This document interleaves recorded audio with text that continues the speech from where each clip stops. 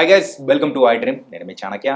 మరి సమ్మర్ వచ్చిందంటే మనకు కావాల్సింది ఖచ్చితంగా మరి చిల్డ్ వాటర్, మరి చల్లటి నీళ్లు తీసుకోవడం వల్ల అది మన ఆరోగ్యానికి మంచిదా లేకపోతే చెడా?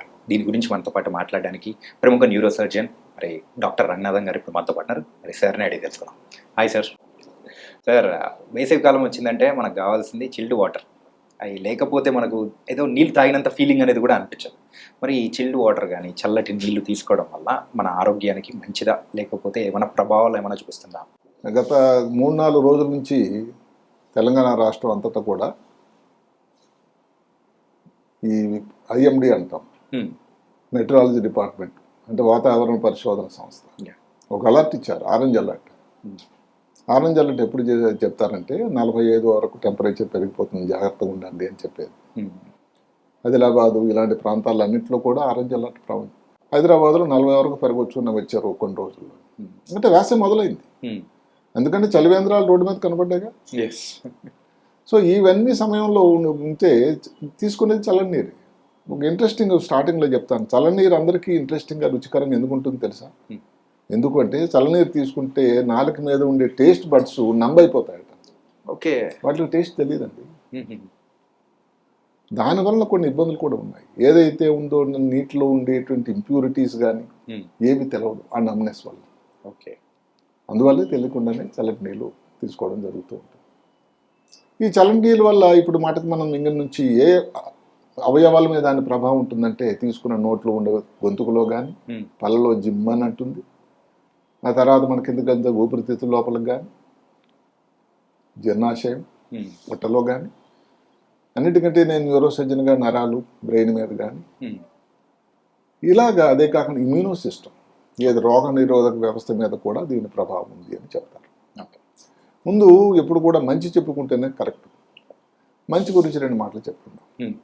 నిజానికి ఏమిటంటే ఈ బ్రెయిన్ మీద ఎలాంటి ఎఫెక్ట్ ఉంటుందంటే, ఈ చల్లనీరు తాగితే అడ్రినలిన్ అని ఒక ద్రావకం తయారవుతుంది. మామూలుగా బ్రెయిన్లో ఉంటుంది అది శరీరం. ఓకే, ఆ అడ్రినలిన్ అన్నది ద్రావకం తయారవ్వడం వల్ల దానివల్ల ఏమవుతుందంటే మనిషి అలర్ట్ అయిపోతాడు, యాక్టివ్ అయిపోతాడు, ఎనర్జీ అవుతాడు. అదే కాకుండా ఇప్పుడు ఈ కొంతవరకు మామూలుగా ఈ వ్యాగస్ నర్వ్ ఉంటుంది అండి, పొట్టలోన ఈ అన్నవాహిక ఈసోఫాగస్లో గొంతుకు లోపలికి వెళ్తే స్టిమ్యులేట్ అవుతుంది. దానివలన స్టిమ్యులేట్ అవ్వడం వల్ల వ్యక్తి డల్నెస్, స్ట్రెస్, యాంగ్జైటీ తగ్గిపోతాయట. ఓకే, అదే కొంతమందిలో డైరెక్ట్గా కొంతవరకు తాగడం వల్ల, లేకపోతే చల్లనీళ్ళు స్నానం చేయడం వల్ల, ఎవరైతే బ్యూటీ కాన్షియస్ యువకుల్లో యువతల్లో ఏదైతే ఉందో ఈ వెంట్రుకల తాలూకా రూట్స్ లోపలికి ఇది మాయిశ్చర్ తేమ పోయి ఆ స్ప్లిట్ అయిపోవడం, 2గా అయిపోయి పాడైపోయినటువంటి లేకుండా వెంట్రుకలకి మంచి నూనెగా మెరుస్తూ ఉండేటువంటి ఇవి కూడా రావడానికి అవకాశం ఉంటుందట. ఓకే, అదే కాకుండా అన్నిటికంటే ముఖ్యమైనది ఏంటంటే హైడ్రేషన్. మీరు చెప్పినట్టుగా వేసవి కాలంలో హైడ్రేషన్ ఎందుకు అని అంటే, బ్రెయిన్కి హైడ్రేషన్ అనేది చాలా చాలా ముఖ్యం. ఒక కారణం ఏదైతే ఉందో ఆల్జిమర్స్ వ్యాధి, మతిమరుపు వ్యాధి, లేకపోతే ఇలాంటివి రావడానికి కారణం ఏదంటే ఓల్డ్ ఏజ్లో పర్టికులర్గా వాళ్ళు ఎక్కువ తీసుకోరు నీరు తెలియకుండానే. ఆ డీహైడ్రేషన్ వల్ల ఇంకా ఇబ్బంది వస్తుందని కూడా ఒక పద్ధతి ఉంది. సో హైడ్రేషన్ వల్ల కూడా బ్రెయిన్ తాలూకా ఉత్తేజంగా ఉండి యాక్టివ్గా ఉండి ఇబ్బందులు రాకుండా ఉండడానికి దోహదకారి చేస్తుంది. ఇది ఒకటి. ఇప్పుడు నాన్నకి 2 వైపులు ఉంటుంది కదా కోణం. ఇప్పుడు రెండోది చూసుకున్నట్టయితే ఇబ్బందులు, ఇప్పుడు ఎవరికైతే తలనొప్పి ఉందనుకోండి, మైగ్రేన్ వ్యాధి, అలాంటి వాళ్ళు కానీ ఈ చల్లని నీళ్ళు తీసుకుంటే అదే దిగ్నీకృతం అవుతుంది. అదే కాకుండా ఇప్పుడు చల్లని నీళ్ళు తీసుకున్నారు, స్పైనల్ కార్డ్లో ఒక ఇది ఉంటుంది, ఏది నరాలు, ఆ నరాలు నంబైపోతాయి చల్లగా. ఓకే, అక్కడ నుంచి సంకేతాలు ఏది బ్రెయిన్కి వెళ్ళి హెడేక్ ఎక్కువ అవుతుంటుంది. ఇందాక చెప్పుకున్నట్టుగా చల్లని నీళ్ళు కానీ పర్టికులర్గా రిపీటెడ్గానే తీసుకునేటట్టయితే, చల్లటి వాతావరణంలో కానీ ఉండేటట్టయితే ఒక పరిస్థితి ఉంది, కోల్డ్ ఫ్రీజ్ అని.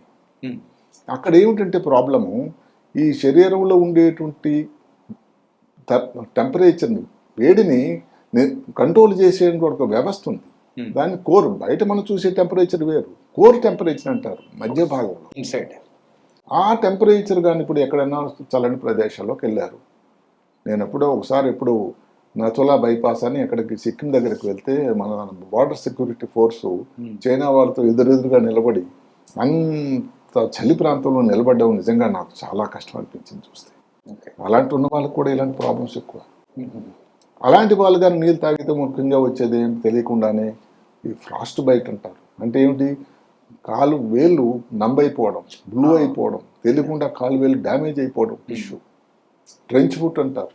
ఇలాంటివి హైపోథెర్మియా అంటే తెలియకుండానే టెంపరేచర్ ఇంకా తగ్గిపోవడం. ఓకే. ఇలాంటి ఇబ్బందులు కూడా వస్తూ ఉంటాయి. అన్నిటికంటే ముఖ్యమైనది దాని గురించి చాలా స్టడీస్ వచ్చింది ఏంటంటే కాగ్నిటివ్ ఫంక్షన్, అంటే బ్రెయిన్ తాలూకా మేధాశక్తి. దాని మీద చల్లటి నీళ్ళు కానీ రోజు కానీ చల్లటి నీళ్ళు తాగినట్టయితే మేధా సంపత్తి ఏదైతే ఉందో, అనాలిసిస్ కానీ, మెమరీ, తర్వాత మంచి చెడు మధ్య డిస్క్రిమినేషను, ఇలాంటివి ఏవి అన్నిటి మీద గుంటు పడుతుందట. దానికి కారణం ఏంటంటే మెదడు లోపల ఈ మధ్యకాలంలో కనుక్కున్నది ఒకటి ఏంటంటే బ్రెయిన్ ఇన్సులిన్ పాత్వే అని ఒకటి ఉంది. ఓకే. ఇన్సులిన్ అనేది పొట్టలో ప్యాంక్రస్లోనే కాదు, ఇప్పుడు బ్రెయిన్ ఇన్సులిన్ పాత్వే అని కూడా ఒకటి ఉంది. ఆ పాత్వే అన్నది కూడా దానిలో ఇబ్బంది పడుతుంది. అదే కాకుండా కొన్ని ఈ మెదడు లోపల న్యూరో ట్రాన్స్మిటర్స్ అని ఉంటాయి. అంటే మనం సంతోషంగా ఉండడానికి, యాక్టివ్గా ఉండడానికి రకరకాల కార్యక్రమాలు, గాబా అలాగే గ్లూటామేట్ అని, ఈ రేషియో కూడా మారుతూ ఉంటుంది. అన్నిటికంటే ముఖ్యంగా ఇంకేమిటి, ఈ బ్రెయిన్ లోపల ఏదైతే ఆల్జీమర్స్ వ్యాధి టైంలో మనం ఒకటి చెప్పుకుంటాం ఎమలాయిడ్ బీటా అని. ఈ చల్లటి నీరు తాగడం వల్ల ఎమలాయిడ్ బీటా అన్నది ఏదైతే ఉందో పేరుకుపోవడం అన్నది మెదడు లోపల ఉండే కణాల లోపల తయారవుతుంది. కాబట్టి ముందు ముందు ఈ ఆల్జీమర్స్ వ్యాధి లాంటిది రావడానికి ఆస్కారం ఉంటుంది. అంటే ఉన్నది కూడా ఎక్కువ అయ్యే అవకాశాలు కూడా ఉంటాయి. ఓకే. అందువల్ల ఈ కాగ్నిటివ్ ఫంక్షన్ అనేది డెఫినెట్గా దీనివలన డ్యామేజ్ అవుతుంది, మేధా సంపత్తి అని కూడా ఉంటుంది. ఓకే. అదే కాకుండా ఎవరికైతే మీరు ఆల్రెడీ మీకు ఇమ్యూనో వ్యవస్థ తక్కువలో ఉందనుకోండి, అలాంటి వాళ్ళు కానీ తాగేది ఇంకా ఇమ్యూనో వ్యవస్థ ఇబ్బంది అయిపోతుంది. సరే సార్, మనం ఏదైతే కోల్డ్ ఫ్రీజ్ గురించి అయితే చెప్పుకున్నాం, అలాగా బ్రెయిన్ లోపల ఇప్పుడు ఇదే మన ఇంకోటి చూసుకోండి, వ్యాగస్ నెర్వ్ స్టిమ్యులేట్ అవ్వడం వల్ల మంచి జరుగుతుంది, దానివల్ల యాంగ్జైటీ తగ్గుతుందని అన్నాం. ఇదే కానీ ఎక్కువ తీసుకునేటట్టయితే, అదే కాకుండా ఇప్పుడు హీట్ ఎగ్జాస్ట్ అని ఒక మాట ఉందండి. అంటే ఇప్పుడు ఆల్రెడీ టెంపరేచర్ చాలా ఉంది, అందులో హీట్లో 3 రకాలు ఉంటాయి: heat cramps, heat exhaustion, heat syncope అని అంటాం. మొదటిది ఇప్పుడు మన క్రికెటర్లు ఆడుతున్నారు, సడన్గా క్రాంప్స్ వచ్చి వాడు రిటైర్డ్ హట్ అని అంటాం. అవును సార్. వాళ్ళు కొంచెం వాటర్ తాగి కానీ సెటిల్ అయిపోతారు. నెక్స్ట్ వచ్చేది హీట్ ఎగ్జాస్షన్. అంటే ఏమిటి, విపరీతంగా స్వెట్ అయిపోతుంది, సాల్ట్ బయటకు వెళ్ళిపోతుంది, వీక్ అయిపోతారు, నడవలేని పరిస్థితి అవుతుంది, హాస్పిటల్ అడ్మిట్ అయ్యి ఐవి ఫ్లూయిడ్స్ కూడా ఇవ్వాల్సిన అవసరం ఒక్కోసారి పడవచ్చు. ఓకే. అలాంటి వాళ్ళు కానీ ఎక్కువగానే ఈ చల్లనీళ్ళు తాగితే దానివల్ల ఏమవుతుందంట, ఈ వ్యాగస్ నర్వ్ ఎక్కువగా స్టిమ్యులేట్ అయిపోయి పేషెంట్ అన్కాన్షియస్ కూడా అయిపోవచ్చు. అంటే ఇప్పుడు ఏదైతే మంచి దానివల్ల ప్రభావం ఉందో కొంత చెడు ప్రభావం. ఇప్పుడు చల్లని నీళ్ళు ఎవరు తీసుకోవచ్చు, చల్లని నీళ్ళు సాధ్యమైనంత వరకు ఎవరు తీసుకోవచ్చు అని అంటే అథ్లెట్స్, ఏదైతే మనం అనుకున్నటువంటి క్రీడాకారులు, వేసవికాలంలో ఆడుతున్న వాళ్ళు, ఊబకాయంతో ఉన్న పిల్లలు. అసలు కొంత ఉపయోగం ఏంటంటే గ్యాస్ట్రోఇంటెస్టిన్ సిస్టంలో గ్యాస్ట్రోఇంటెస్టిన్ తాలూకు మొటిలిటీ పెరగడానికి కూడా ఉపయోగం ఉంటుంది ఈ చల్లనీళ్ళు. లావు ఉండే వాళ్ళు బరువు తగ్గడానికి ఒక పద్ధతి ఉంది. ఓకే. ఎవరికైతే బీపీ కారణాంతరాల వల్ల చాలా చెమట అయిపోయింది, బయట అలిసిపోయాడు, వాళ్ళకు కూడా ఈ చల్లనీళ్ళు తీసుకుంటే నెమ్మదిగా ఈ బీపీ పెరగడానికి కూడా అవకాశం ఉంటుంది. అదే కాకుండా మనం చెప్పుకున్నాం, ఏదైతే డిహైడ్రేషన్ కాకుండా ఈ బ్రెయిన్లో వచ్చేటువంటి వ్యాధి డీజనరేటివ్ డిజీజ్ అంటాం, ఆల్జీమర్స్ వ్యాధి కానీ, మల్టిపుల్ స్క్లెరోసిస్లో కానీ, ఇలాంటి వాటిలో కూడా చల్లటి నీరు తీసుకున్నట్టయితే చాలా ఉపయోగకరంగా ఉంటుంది అని అంటాం.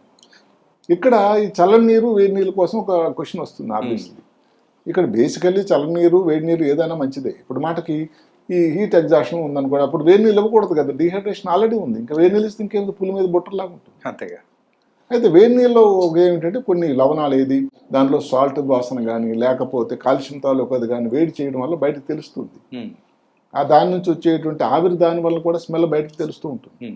అందువల్ల వేడి నీళ్ళు అందులో కానీ ఏదైనా తేడా వచ్చిందంటే మనం వేడి నీళ్ళు తీసుకోం. చల్లని నీళ్ళలో మనం చెప్పుకున్నట్టుగా ఏదైతే టేస్ట్ బడ్స్ అంత నమ్మ అయిపోవడం వల్ల తెలియకుండానే తీసేసుకుంటాం. దానివల్ల కొన్ని ఇంప్యూరిటీస్ కూడా లోపల తీసుకోవడం అంటే జరుగుతుంది. సార్ యూజువల్గా సమ్మర్లో ఎర్రటి ఎండలోంచి మనం ఇంట్లోకి వచ్చిన తర్వాత వెంటనే మనం వెళ్ళి ఫ్రిడ్జ్లో ఉన్న వాటర్ తీసి గడగడ తాగుతూ ఉంటాం. సో అలా ఇమీడియట్గా ఎండలోంచి వచ్చిన తర్వాత తాగడం వల్ల ఏమైనా ఎఫెక్ట్ ఏమన్నా ఉంటుందంటారా? అంటే అదే చెప్పాం కదా, ఇప్పుడు ఎంత మనం తీసుకున్నాము, ఎన్నిసార్లు కంటిన్యూస్గా తీసుకున్నాం, ఒకసారి ఒక గ్లాస్తో ఒక అరగంట ఒక గ్లాస్ తీసుకుంటే ప్రాబ్లం అనేది కాదు అక్కడ. ఓకే. ఎక్కువగానే తీసుకునేటట్టయితే సడన్గా ప్రాబ్లం రావడానికి ఆస్కారం ఉంది కూడా. ఏదైనా కానీ ఇప్పుడు మాటకి వ్యాగస్ నెర్వ్ స్టిమ్యులేట్ అయింది అనుకోండి, దానివల్ల ఇబ్బంది ఉంది కదా. ఏదైనా అతి సర్వత్రా హేతువు. అది కాకుండా ఏదో మామూలు మా మోతాదులో కానీ తీసుకున్నట్టయితే దానివల్ల అప్పటికి ఫ్రెష్గా ఉంటుంది. కానీ ఇందాక చెప్పినట్టుగా ఏంటంటే మరి దానిలో ఉన్నట్టు ప్యూరిటీస్ అవన్నీ, క్వాలిటీ ఆఫ్ ది వాటర్ కానీ మనం ఆలోచించాల్సిన అవసరం అయితే ఉంటుంది. సమ్మర్లో చల్లనీళ్ళు ఎంత టెంపరేచర్ వరకు తీసుకుంటే బెస్ట్ అంటారు సార్? అంటే జనరల్గా టెంపరేచర్ అనేది ఫిక్స్డ్గా ఏం లేదు. వేడి నీళ్ళు కానీ లూక్ వామ్ వాటర్ ఎప్పుడు కూడా అసలు ఆసియా ఖండంలో మీరు నమ్ముతారా, చల్లనీళ్ళు తాగే కన్నా ఈ మధ్య కాలంలో అది వెస్టర్న్ సాంప్రదాయం. అసలు ఏషియా ఖండంలో ఎక్కువగా కొంచెం గోరువెచ్చని నీళ్ళు తాగుతారు ఎక్కువ మంది. అది ఆరోగ్యదాయకం అని అంటారు. వేసవకాలంలో కూడా అవి తీసుకుంటారు. దానివల్ల ఇంప్యూరిటీస్ అన్ని దాని ఫిల్టర్ అయిపోతాయి. దాని రుచిని బట్టి తెలుస్తుంది. రుచి లేకపోతే మీరే అప్పుడు తాగరు. మీరు గడగడమని పూర్తిగా బాటిల్ తాగేసినా కానీ చల్లని నీళ్ళు తెలియదు కదండి, టేస్ట్ తెలియదు. ఎందుకంటే మీ టేస్ట్ బడ్స్ నంబ్ అయిపోయినాయి. అందువల్ల దాని ఇబ్బంది దానికి ఉంది. మెయిన్గా అయితే ఈ చల్లనీళ్ళ గురించి అయితే ఉన్న చిన్న డౌట్లు అనేది కూడా ఉన్నాయి. సో ఈ సమ్మర్లో దాని గురించి కూడా చాలా చక్కగా వివరించారు sir. Thank you so much sir. Right.